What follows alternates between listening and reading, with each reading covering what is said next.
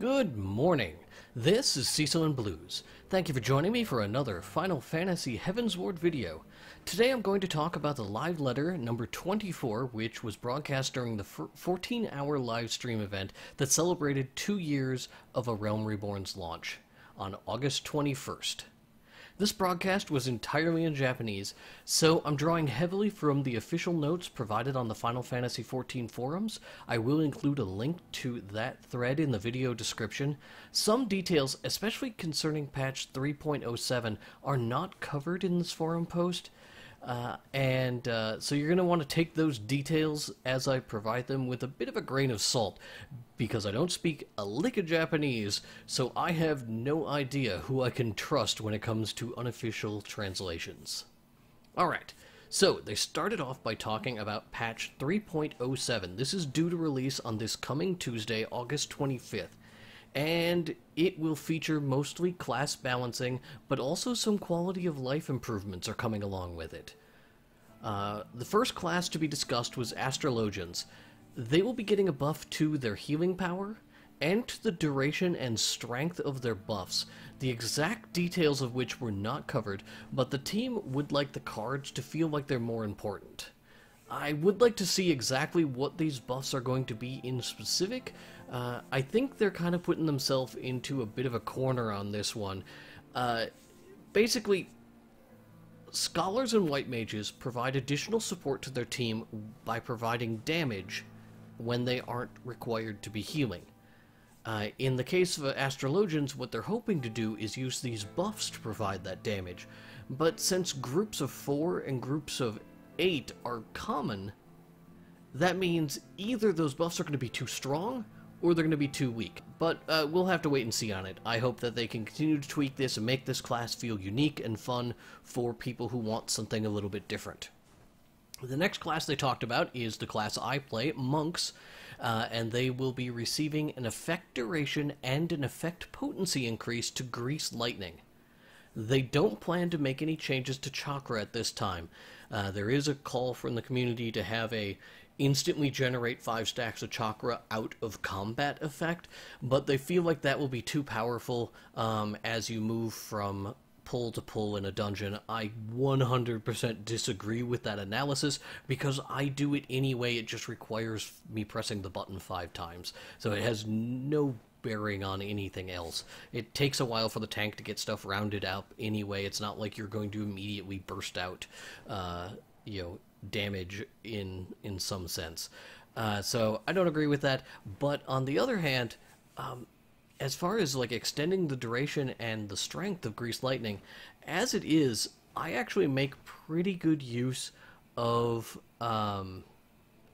Tornado Kick and Chakra in situations where I've seen other monks instead keep their Grease Lightning stacks.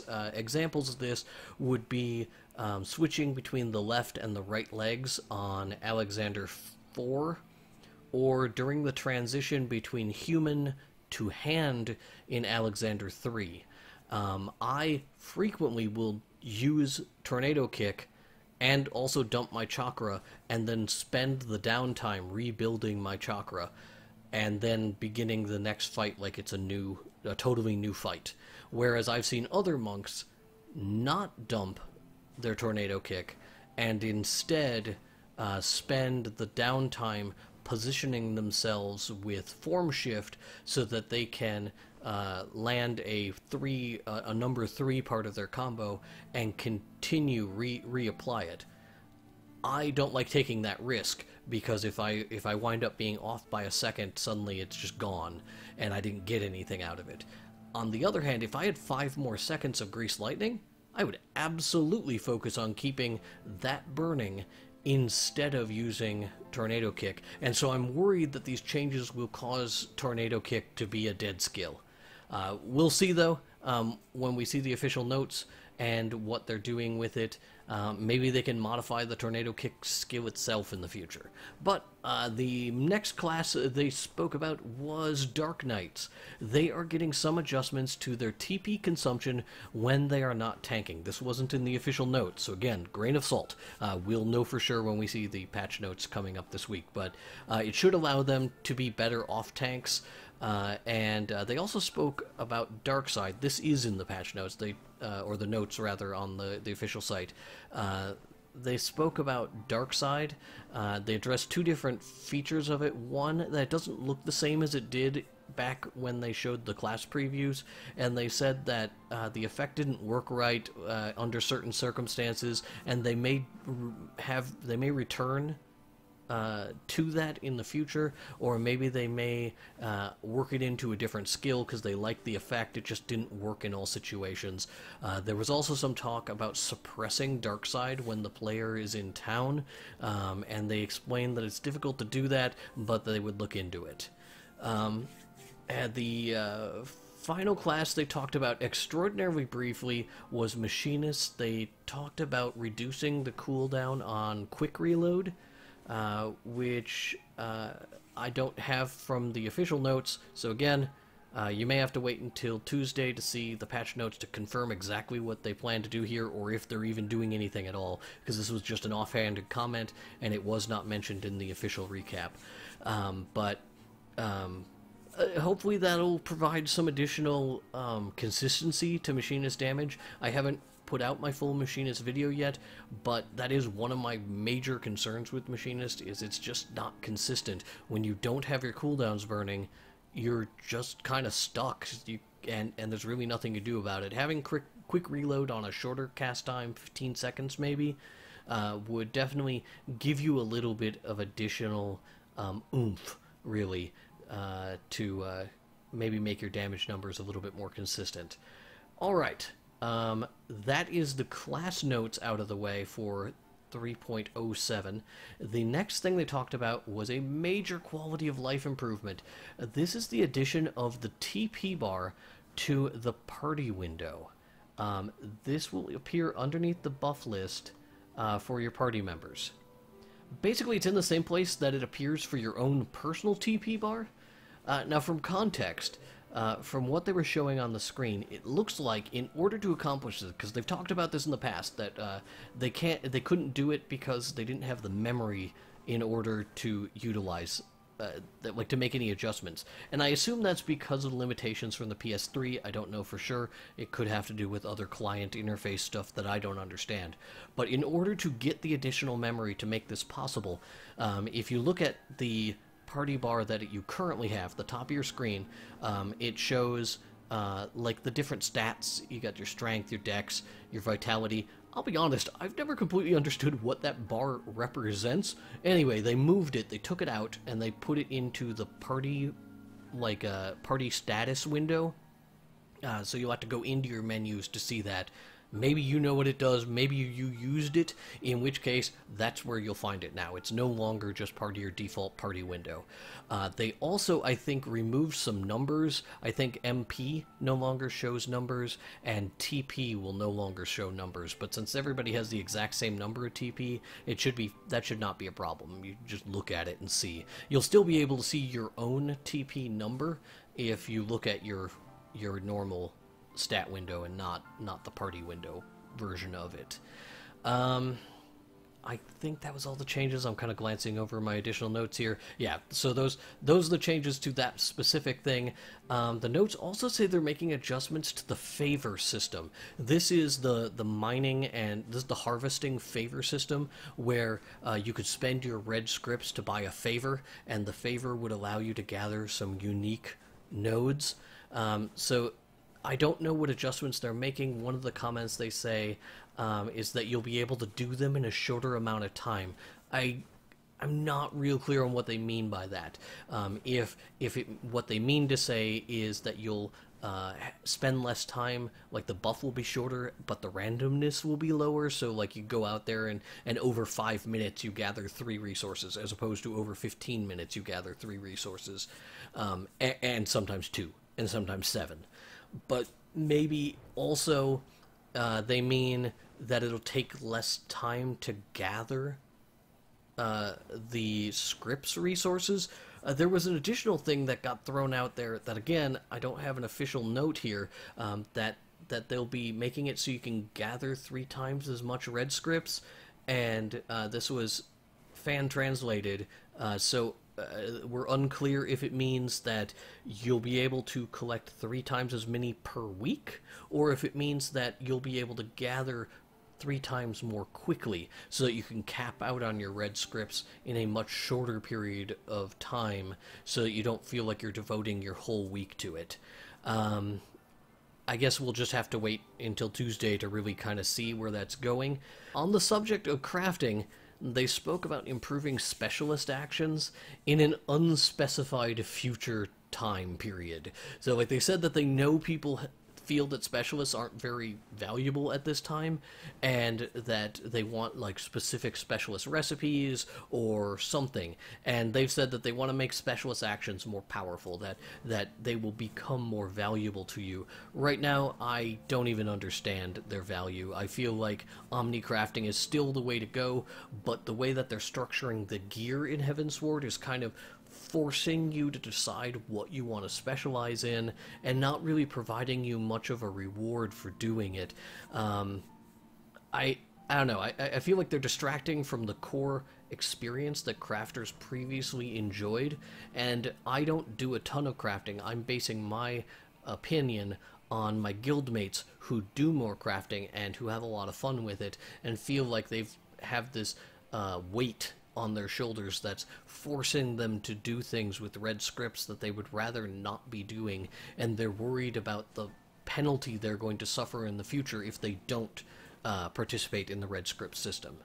But I might discuss this in more detail once we see the 3.07 notes and what additional changes they're making. They didn't seem to imply any major changes were coming to crafting in 3.1, so I'm going to throw out some opinions then later next week on crafting, on red scripts, on blue scripts, and their value and their effect on the economy.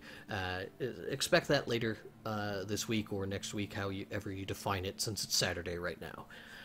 They also talked about clearing out houses, of inactive accounts, that they want to do this prior to introducing the ability to transfer existing houses to empty plots, and prior to introducing new plots. And they commented that the new plots would either be expanding the land area in the current housing areas or introducing a whole new area in Ishgard. But in general, they seem to imply it would be like a new thing, not like they would just rotate the land plots again and create new subdivisions. It seems like they're looking to redesign a whole new kind of neighborhood for people to live in, which would be cool.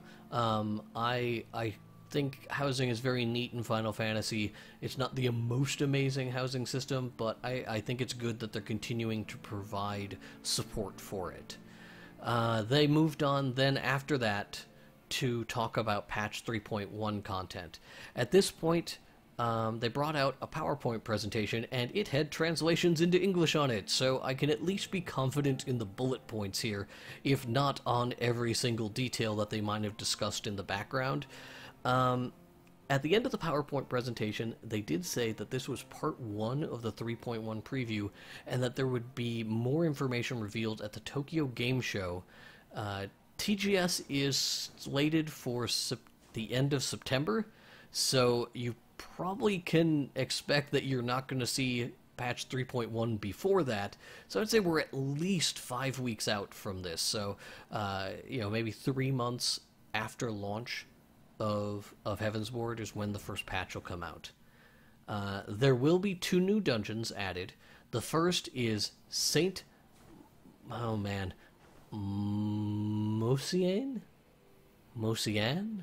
Arboretum? The Saint Mosian Arboretum. I'm confident in that. I'm quite confident. I would say my confidence in that pronunciation is 95%. It's going to be an entirely new dungeon. It's set in the hinterlands. I'm pretty sure that you can see the building right now. It's the one with the giant tree bursting out of the top of it. There are marbles that hang around outside it. So that's probably where this dungeon will take place. It's in the Answering Quarter. The second dungeon is Pharaoh Sirius Hard Mode. I'm not sure how to feel on this. Some people seemed excited about it. Some people seemed disappointed. I gotta say, I'm right there in the middle. I don't mind hard mode dungeons. I think they're great. I think they're a wonderful way to reuse existing assets and provide additional content in a way that expands the world detail, because it shows what happened to these dungeons after we left them, and some of these additional stories have been really awesome. So I absolutely don't mind hard mode dungeons. I like it when they tie them back into the story. I even like them when they're side stories.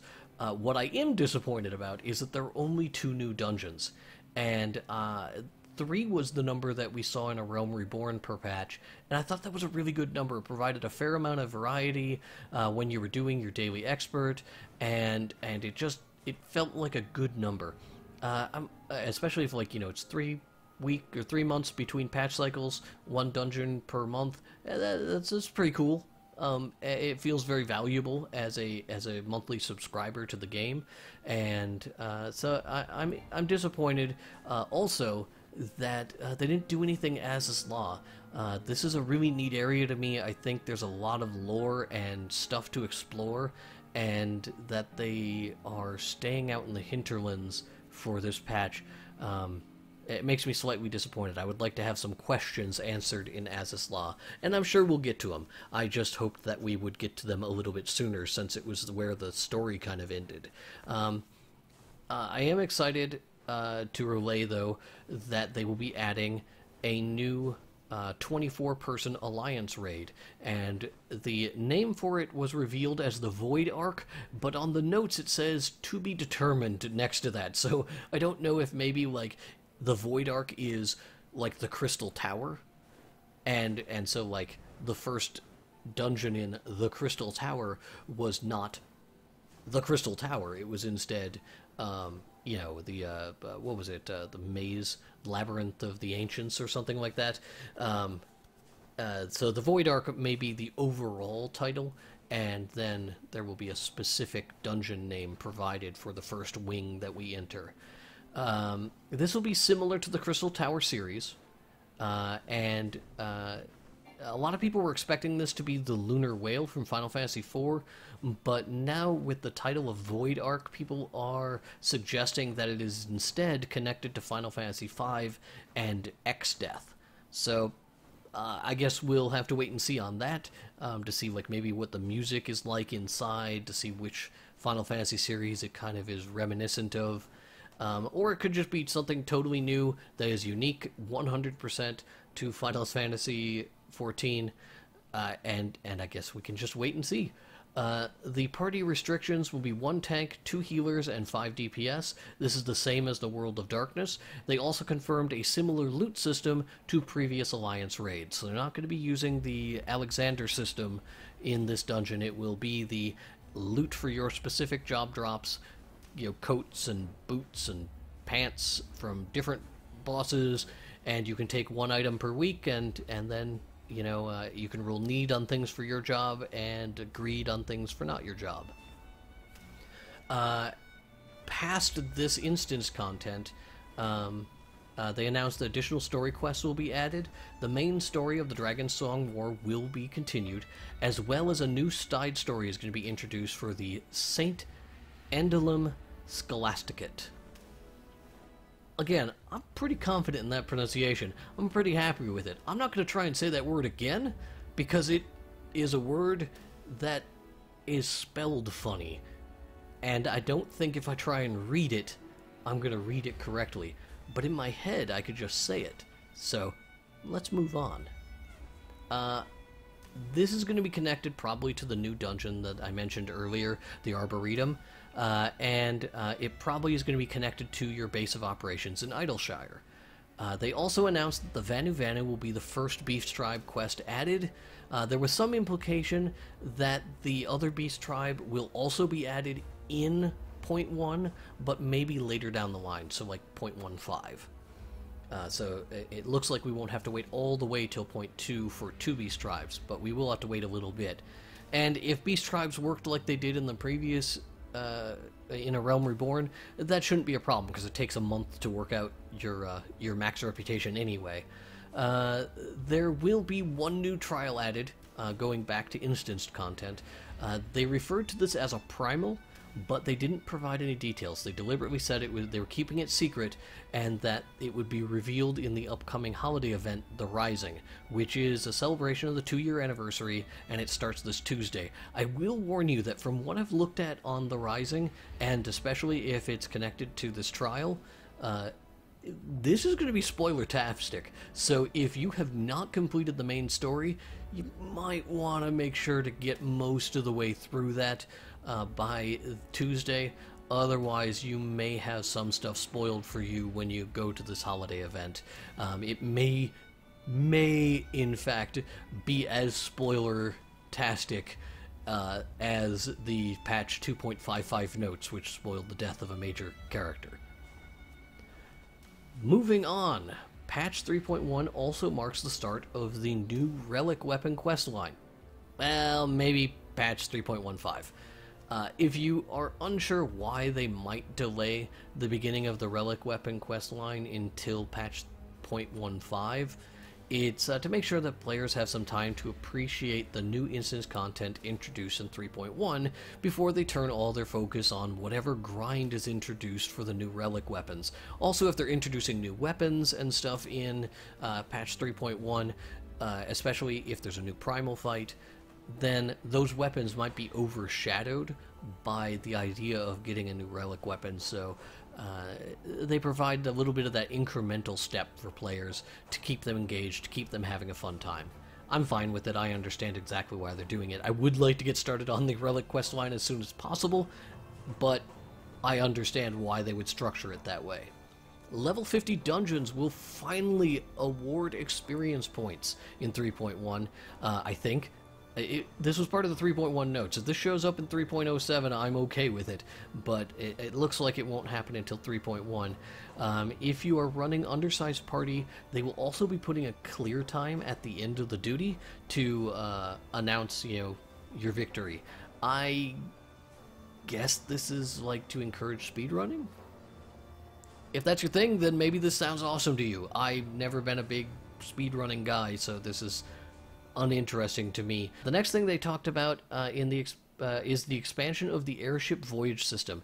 It sounds like you'll head out on your company airship with your guild and fight super tough monsters for rare resources.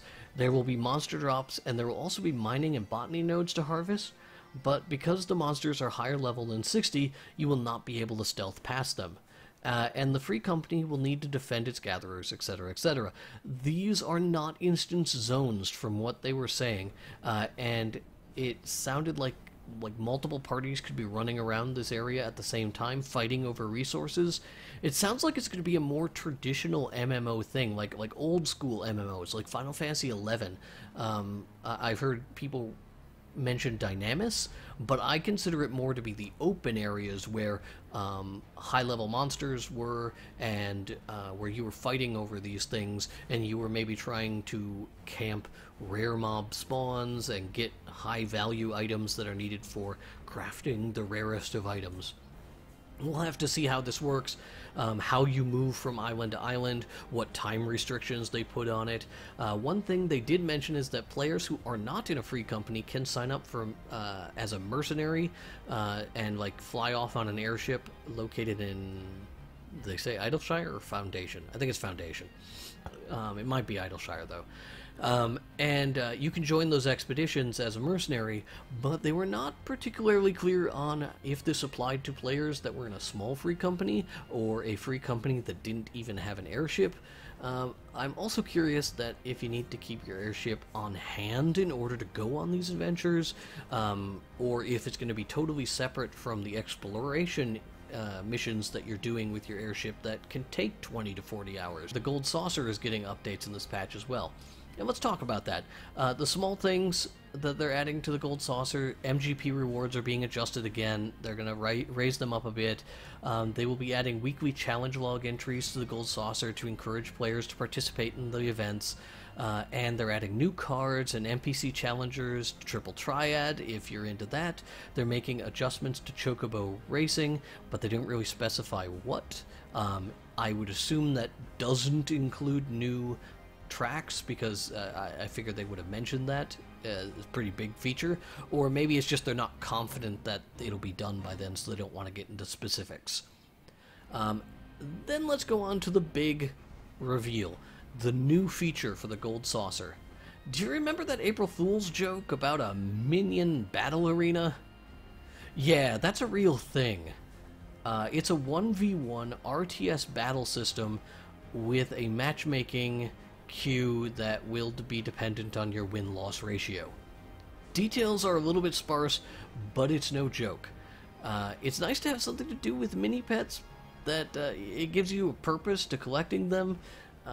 Systems like this in MMOs make me happy because it expands the breadth of the content, of the experience. It provides players with options. It maybe expands the player base in general. But since I know I'm not going to utilize it to a very high extent, I feel like it doesn't improve my play experience. I expect this to be very divisive when it comes to community discussions. There are going to be people who think it is amazing and awesome, and there are going to be people who see it as a waste of resources, and they would have rather had the developers who are working on it working on something else. And those are both valid opinions, and as long as you express it in a friendly manner, and in a fair manner, and don't get ugly, then I'm okay with however you feel.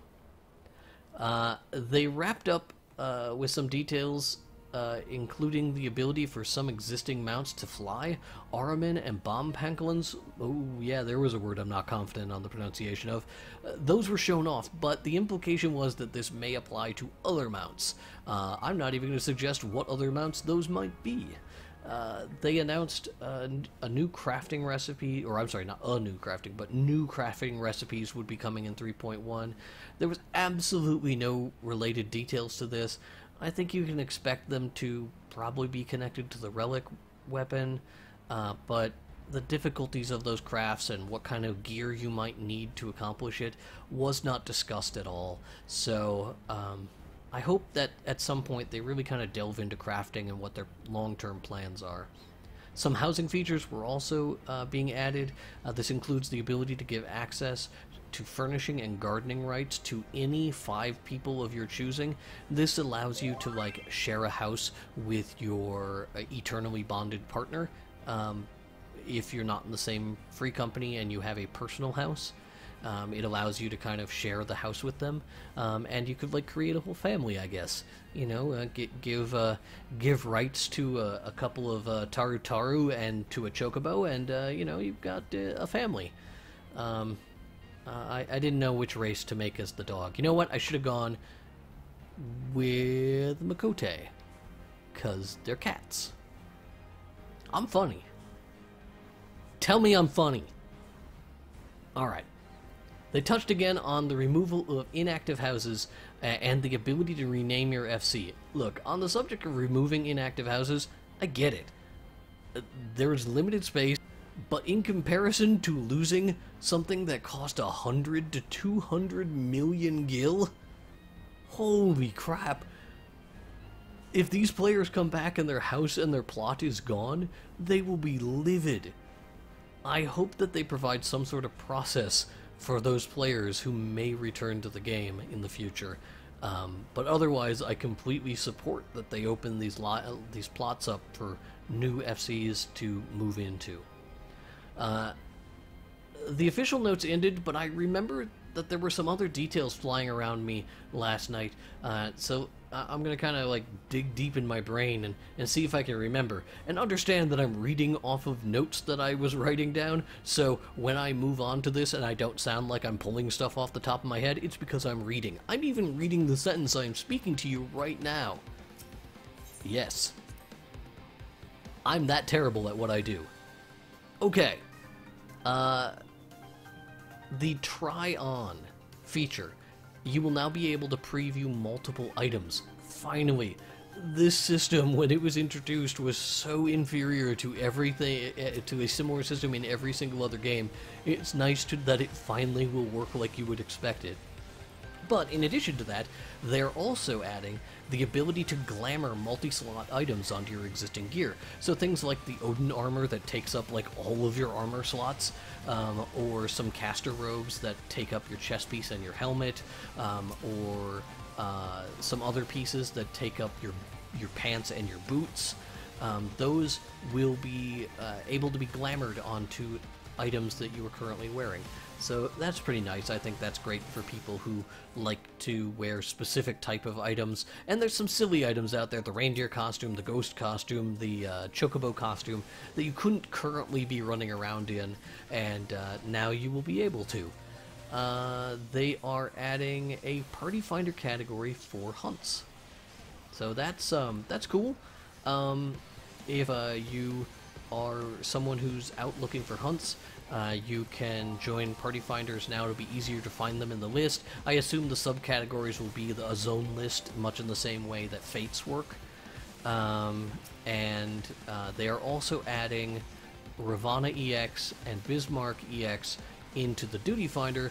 I hope that they provide a high enough item level that those groups are successful, because right now I get so frustrated when I join a group and the 2 DPS in the group just barely make the item level requirement, and they also aren't particularly skilled at doing their job, and they just aren't helping us meet the DPS requirements of the fight. So hopefully they will increase the item level requirement for the duty finder version, so that if you queue up for those and you get put into a random group, you are compensated, so you are put into a group with people who have at least the gear necessary to overcome the fight. And maybe they'll also put in some echo so that it doesn't become too miserable of an experience. What other details were there? I think I might have skipped over a couple of things when I was reading. They are going to put in text commands that you can use to switch gear sets, which means you could also set up like action bars to just switch your gear sets in case you didn't want to jump into your character window and select from the list in there. And hopefully when it comes to the party finder, they also add some other like subcategories that aren't currently in the game. Things like Bismarck and Ravana EX. You can't find those. You have to just kind of like say, hey, I'm doing a thing, read my comment, and then say that's what you're doing. I think that's everything.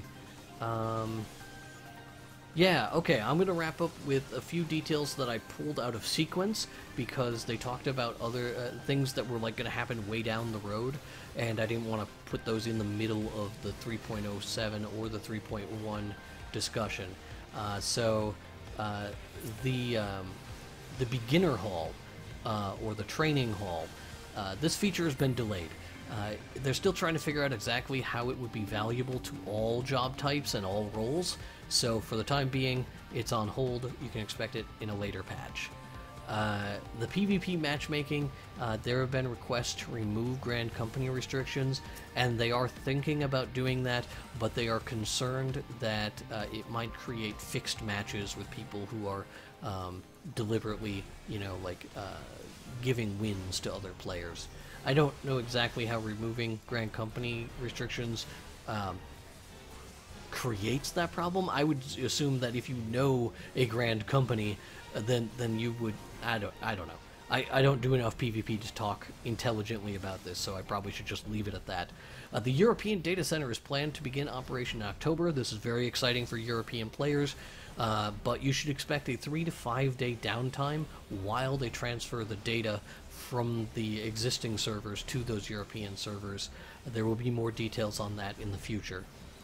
They also talked briefly about locking expansion content off from people who have not completed the main story, and confirmed that when they release 4.0, something that is like way too early to talk about, that you will be able to enter the new areas and have access to the new jobs that may be introduced, even if you have not completed the 2.x or the 3.x story quests. But in order to continue the 4.0 story, you will need to have fully caught up in the story. I wonder if this philosophy is also going to apply to dungeons and to trials as well. In that case, will cutscenes play? I don't know why I'm bothering to devote any brain power to this kind of thing when an expansion like this is a year or two off, and I should be thinking more about the .1 patch for the expansion I just started playing. But that's that. They said more information will be given out at TGS at the end of September. So again, we can likely expect the major features to appear in early October, closing in on the 4 months past launch mark, and then the like secondary features to appear in November. How does that feel to you? How is the amount of content feeling to you? What features are you most looking forward to? What would you have liked to have heard more about? Or what would you have liked to have heard something about if they didn't cover it at all? I'll be back next week once I've had a look at the patch 3.07 notes. I will try and do a video on that. It all depends on what else is going on and if I can get it out in a timely manner. Class changes and other impacts are going to be important. You can also expect to hear my feelings on red scripts, and really, I think it's really going to boil over. I have some very frustrated things to say about red scripts and what they feel like, and I don't feel like I'm alone on that, so please come and give your support when I put that video up. I thank you so much for watching this. I know I've been a little bit light on content recently, and I appreciate that you still took the time to come here and hear my summary of the live letter when there are other options out there. I will try to deliver more consistent videos in the weeks to come. I have a list. I'm not professional enough to have a whiteboard up over my computer monitor, but I do have a notebook. I have one of those. Until then, have a great day.